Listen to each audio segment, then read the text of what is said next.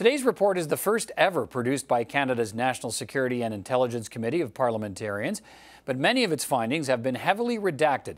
The committee launched its investigation in April after it was learned that Jaspal Atwal, a man convicted in the attempted murder of an Indian cabinet minister in the 1980s, had been invited to two events featuring the PM during his official visit to India at the time of the controversy.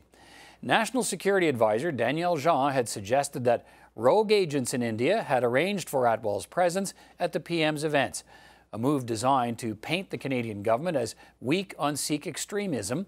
All of the committee's findings on alleged foreign interference were redacted.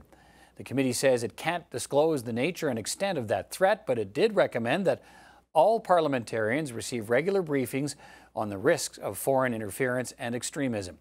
The committee also considered the security risks to the Prime Minister. It found that the RCMP knew of Mr. Atwal's criminal record a week before the PM's trip, but did not flag any concerns to its team on the ground in India. Both CSIS and the RCMP didn't consider Mr. Atwal to pose a threat to the Prime Minister, despite his criminal record.